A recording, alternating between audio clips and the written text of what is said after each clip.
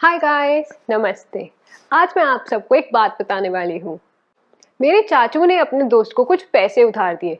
काफी टाइम हो गया था। दोस्त ने वो पैसे देना तो छोड़ो, उन पैसों का नाम भी नहीं लिया।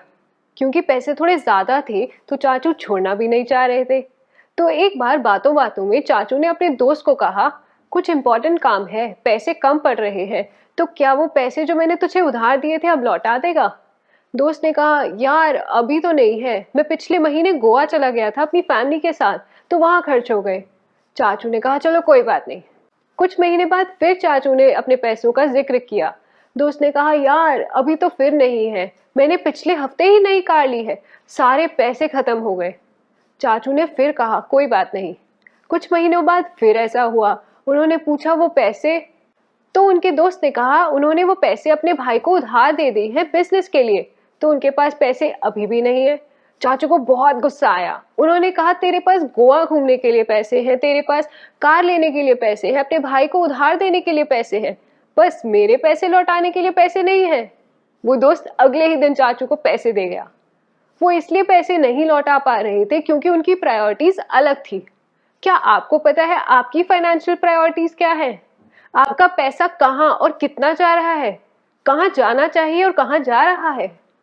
इन्हीं प्रायोरिटीज को सेट करने के लिए, फॉलो करने के लिए हम एक बजट बनाते हैं। बजट एक फाइनेंशियल प्लान होता है जिसे आप हर हफ्ते या हर महीने या हर साल बनाते हैं। आप प्लान करते हैं कि आपको कहाँ और कितना खर्चा करना है, कितना आपको खाने पीने के लिए चाहिए, कितना इलेक्ट्रिसिटी बिल के लिए, फोन बिल के लिए, इंटरनेट बिल के लिए, कितना रेंट, कितनी ट्रैवलिंग, एंटरटेनमेंट के लिए, और कितना सेव कर पाएंगे आप। हमारी प्रॉब्लम ही यही होती है ना कि जितना कमाया उतना खर्च हो जाता है, कई बार तो उससे ज्यादा ही खर्च हो जाता है। लेकिन अगर आप एक बजट बनाएंगे तो ऐसा नहीं होगा। आइए देखते हैं बजट के क्या फायदे हैं।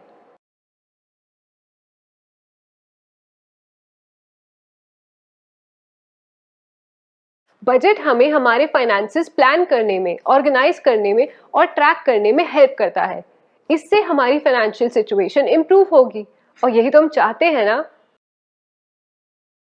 जब आप बजट बनाएंगे तो बहुत सारे छोटे छोटे फालतू के खर्चे नहीं करेंगे। आपको पता होगा कि आपका पैसा कहाँ कितना खर्च हो रहा है और कहाँ कितना खर्च हो सकता है। कई बार ऐसा भी होता है कि अजीब अजीब चीजों में खर्चा हो गया और जरूरी सामान के लिए पैसे ही नहीं बचे। उस केस में भी आपको बजट हेल्प करेगा, क्योंकि आप पहले ही अपनी जरूरतों के लिए पैसे अलग कर चुके होंगे। बजट आपको एक फाइनेंशियल सिक्योरिटी देगा। आपको एग्जैक्ट आइडिया होगा अपने खर्चों का, अपनी सेविंग्स का। अगर आप एक बजट के हिसाब से चलेंगे तो किसी भी फाइनेंशियल इमरजेंसी में आपको कोई प्रॉब्लम नहीं आएगी। आपको पता चल पाएगा कि आपकी क्या बुरी आदतें हैं। एक्चुअली अभी जब हम शॉपिंग करने जाते हैं तो कोई भी फालतू खर्चा नहीं लगता, पर बजट के बाद आपकी एक लिमिट होगी, तो आपको पता होगा कि लिमिट में रहने से आपके लिए क्या ज्यादा इंपॉर्टेंट है और क्या नहीं, किस पर खर्चा करना जरूरी है और किस पर नहीं। आपका एक कंट्रोल रहेगा खुद पर और अपने खर्चों पर। क्योंकि आप एक बजट बनाएंगे तो आप अपने पैसों को सेव कर पाएंगे और बहुत जल्द अपने गोल्स को अचीव कर पाएंगे। पर्सनल फाइनेंस में परफेक्ट बजट की कोई डेफिनेशन नहीं है। हमारी सैलरीज अलग अलग है, हम बिजनेस करते हैं तो हमारे सेल्स या प्रॉफिट्स अलग अलग है। हो सकता है मेरे ऊपर एक बंदा डिपेंडेंट हो और आपके ऊपर 4, पर हमें कहीं ना कहीं से तो शुरुआत करनी पड़ेगी ना। कभी कभी शुरू करना ही सबसे मुश्किल काम होता है। इसलिए मैं आपके लिए एक स्टेप टू स्टेप गाइड लाई हूँ। मैं आपको 5 स्टेप्स में बताऊंगी कि कैसे आप एक अच्छा बजट बना पाएंगे जिससे आप अपने फाइनेंशियल गोल्स को बहुत जल्दी हासिल कर पाएंगे। Step number 1, set your financial goals. सबसे पहला स्टेप है कि आप अपने फाइनेंशियल गोल्स को आइडेंटिफाई कीजिए। क्या है आपके फाइनेंशियल गोल्स? हो सकता है 1 साल में आपको आईफोन लेना हो, 5 साल में कार लेनी हो और 10 साल में घर लेना हो। जो गोल्स आपको 1 साल के अंदर पूरे करने हैं वो आपके शॉर्ट टर्म गोल्स है। जो 5 साल के अंदर वो मीडियम टर्म, और जो 5 साल के बाद वो लॉन्ग टर्म गोल्स है। आपके गोल्स स्मार्ट होने चाहिए। स्मार्ट मतलब स्पेसिफिक, मेजरेबल, अटेनेबल, रेलेवेंट और टाइम बेस्ड।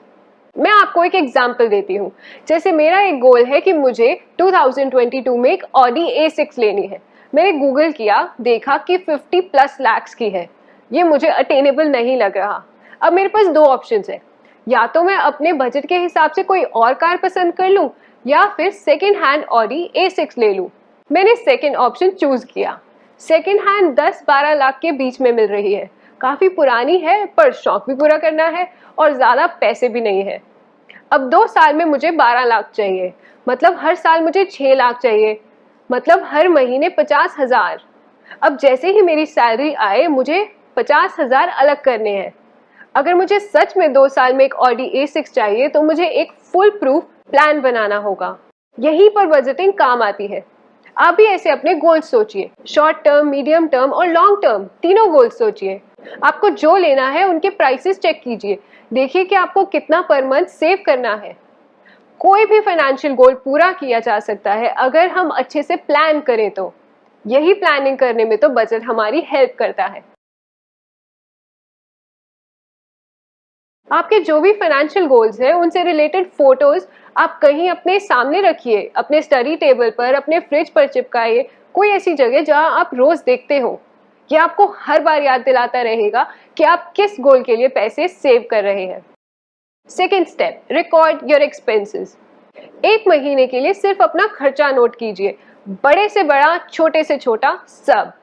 मान लीजिए मैं 10 रुपए अपने घर से मेट्रो स्टेशन जाने में लगाती हूँ, 60 रुपए मेट्रो स्टेशन से ऑफिस पहुंचने में, ऑफिस में 20 रुपीज की कॉफी पीती हूँ, वापस शाम को ऑफिस से मेट्रो स्टेशन आने में दोबारा से मेरे 60 रुपए लग जाते हैं। वही मेट्रो स्टेशन पर मैं एक सैंडविच और जूस का टेट्रा पैक लेती हूँ 50 रुपीज में। मेट्रो स्टेशन से घर आने में मुझे 10 रुपए लग जाते हैं और फिर डिनर के बाद मैं एक आइसक्रीम खाने जाती हूँ जो 30 रुपीज की आती है। तो मेरा टोटल एक्सपेंस उस दिन का 240 रुपीज हुआ। शुरू शुरू में लगेगा कि आफत है, डेली डेली कौन नोट करे, पर 1-2 हफ्तों में आप इसे थोड़ा सिंप्लीफाई कर सकते हैं। जैसे इस दिन का देखें तो मुझे 140 रुपीज ट्रांसपोर्टेशन में लगे और 100 रुपीज फूड एंड बेवरेजेस में। ये आपको डेली 1 महीने तक करना है, तभी आपको पता चलेगा कि आपका कितना खर्चा कहाँ जा रहा है। इसके साथ साथ आपको एक दिन बैठकर एक और लिस्ट बनानी है जिसमें आप अपने एनुअल एक्सपेंसेस लिख लीजिए। ये वो एक्सपेंसेस हैं जो आप हर मंथ नहीं करते, या तो क्वार्टरली करते हैं या एनुअली करते हैं। जैसे कि आपकी लाइफ इंश्योरेंस प्रीमियम या कार या बाइक का इंश्योरेंस प्रीमियम। इसके अलावा अगर आपके बच्चे हैं तो annual fees, books, stationery, school bags, या फिर जो एकेडमिक सेशन के स्टार्ट होने पर खर्च करने होते हैं। ऐसे ही फेस्टिव सीजन पर हो सकता है आपको घर का व्हाइट वॉश कराना हो, और भी ऐसे बहुत सारे खर्चे होते हैं। Third step, create a budget. अब आपको आइडिया तो हो गया कि आपका एक महीने का कितना खर्चा है। मोर और लेस हर महीने इतना ही होता है। अब हम एक बजट बनाएंगे। पर्सनल फाइनेंस में परफेक्ट बजट की कोई डेफिनेशन नहीं है। हम जो भी बजट बनाएंगे अगर हम उसे अच्छे से फॉलो करें तो वो हमारे लिए परफेक्ट बजट होगा। पर शुरू कैसे करें? कहीं ना कहीं से तो शुरुआत करनी ही पड़ेगी। इसलिए हम 50-30-20 रूल यूज करेंगे। ये बजट बनाने के लिए काफी इजी है, बिगिनर्स के लिए तो बहुत ही अच्छा। 50-30-20 रूल में हम अपनी इनकम को 3 पार्ट्स में डिवाइड करेंगे, 50%, 30%, 20%। मान लीजिए आपकी सैलरी 10,000 है। 10,000 का 50% यानी 5,000 रुपए आपको अपनी जरूरतों पर खर्च करना है, जो भी जरूरी हो, खाना पीना, रहना, इलेक्ट्रिसिटी, ट्रांसपोर्टेशन, ये सब। इनमें से आपको एनुअल एक्सपेंसेस जो मैंने अभी बताए थे उनके लिए भी पैसे अलग करने हैं, वरना जिस महीने आपके एनुअल एक्सपेंसेस आएंगे तो शायद आपकी बाकी नीड्स तो फुलफिल ही ना हो पाए, उनके लिए पैसे ही नहीं बचेंगे। ये जो आपके एनुअल एक्सपेंसेस है ये भी आपकी नीड है, इसलिए इसे 50% में से ही निकालें। सेकेंड पार्ट 30% जो था यानी कि 3,000 रुपए, वो अपने शौक पर खर्च कीजिए, जो भी कुछ जरूरी ना हो पर चाहिए हो, जैसे मूवी देखने जाना है, बाहर खाना खाने जाना है, मॉल में शॉपिंग करनी है। और हाँ, इसी 30% में से आपको एक इमरजेंसी फंड भी बनाना है। कुछ अनएक्सपेक्टेड इमरजेंसी आ जाती है, जैसे कोई हेल्थ प्रॉब्लम आ गई या किसी की शादी आ गई तो आपको कुछ गिफ्ट देना है, किसी की बर्थडे पार्टी पर जाना हो, इसे आप अपनी वांट्स में से निकालिए यानी शौक में से। और बचा 20% यानी 2,000 रुपए, उसे आप सेव करेंगे या आपने किसी से उधार लिया हो तो पहले वो पे करेंगे। ट्रिक ये है कि जो 20% सेविंग्स है वो आपको पहले ही अलग करनी है, उसके बाद जो बचे 80% है उसको आप खर्च करेंगे। तो जैसे ही आपकी सैलरी आए 20% अलग कर लीजिए, उससे आप कुछ नहीं खरीद सकते, वो आपकी सेविंग्स है। अगर आपको लग रहा है कि ये 20% आपने अपने बैंक अकाउंट में रखे और ये खर्च हो जाएंगे, तो सेविंग्स के लिए एक अलग अकाउंट बनाइए। जैसे ही आपकी सैलरी आए उसमें से 20% अलग करके अपने अलग अकाउंट में डाल दीजिए। उसके बाद 80% जो बचा उसमें से 50% अपनी जरूरतों पर खर्च कीजिए और 30% अपने शौक या इमरजेंसी फंड के लिए। अब आप जो भी खर्चा करें उसे नोट करें, फोन में या किसी ऐप पर या फिर डायरी में। ध्यान इस बात का रखना है कि आप कोई भी लिमिट क्रॉस नहीं कर सकते, और अगर आपने लिमिट क्रॉस की तो वो 30% यानी शौक के बजट में से कटनी चाहिए। जैसा कि मैंने बताया था कि कई बार हम अपने शौक पूरे करने के लिए सारे पैसे खर्च कर देते हैं, तो जरूरी सामान के लिए पैसे ही नहीं बचते। लेकिन 50-30-20 रूल से ऐसी नौबत नहीं आएगी। ये आपको आपकी जरूरतों और शौक में फर्क करना सिखाएगा। अगर आपको इन दोनों में फर्क करना आ गया तो सब कुछ बहुत इजी हो जाता है। मान लीजिए आपको हर वीकेंड बाहर खाना अच्छा लगता है, और क्योंकि आप इसे हर वीकेंड करते हैं तो आपकी आदत बन गई है। आपको लगने लगता है ये आपकी जरूरत है, पर नहीं, ये तो आपकी वांट्स की कैटेगरी में आएगा। जब आप फर्क करना सीख जाएंगे तो आप जब भी शॉपिंग करने जाएंगे आपको पता होगा कि क्या ये सामान जरूरी है या नहीं, क्या ये सामान लेना चाहिए या नहीं। Step 4, follow the budget. ऐसा नहीं है कि बजट बनाने से आप कोई खर्चा ही नहीं कर पाएंगे, आप बस फालतू चीजों पर खर्चा नहीं करेंगे। आप देखना कि जब आप सेव करते रहेंगे तो जो भी आपके फाइनेंशियल गोल्स हैं वो पूरे होते हुए दिखेंगे, और पूरे होंगे भी। Monitor, review, upgrade. ऐसा नहीं है कि बजट बनाया और भूल गए, आपको उसे टाइम टू टाइम देखते रहना पड़ेगा, अपडेट करते रहना पड़ेगा। जब आप पहली बार बजट बनाएंगे तो थोड़ा फ्रीक्वेंटली मॉनिटर करना पड़ेगा, फिर धीरे धीरे आपको आदत हो जाएगी। कभी कोई सर्कमस्टांसेस बदल जाते हैं, कभी आप कोई गलती करते हैं बजट बनाने में, तो अगले बजट में सुधार सकते हैं। कभी आपकी जरूरतें भी बदल जाती हैं।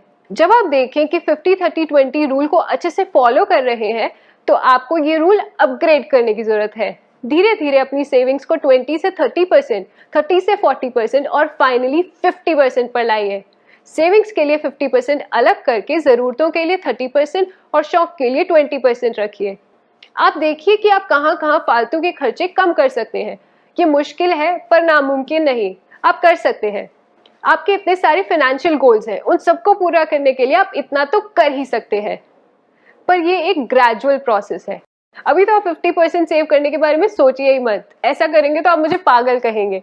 20% से शुरुआत कीजिए, धीरे धीरे जब आप कंफर्टेबल हो तब बढ़ाइए। आपको मोर और लेस 3 महीने तो आराम से लग ही जाएंगे एक बजट को सेट करने में, पर गिव अप मत कीजिए। 50-30-20 वाला सिर्फ एक तरीका है। कई लोग एनवेलप मेथड भी फॉलो करते हैं। सैलरी मिलते ही अलग अलग लिफाफे बना लेते हैं, खाने पीने के लिए इतना, रेंट के लिए इतना, ट्रांसपोर्टेशन के लिए इतना, वगैरह वगैरह। और फिर खाने पीने के लिए उसी के नाम वाले लिफाफे में से ही पैसे निकालते हैं।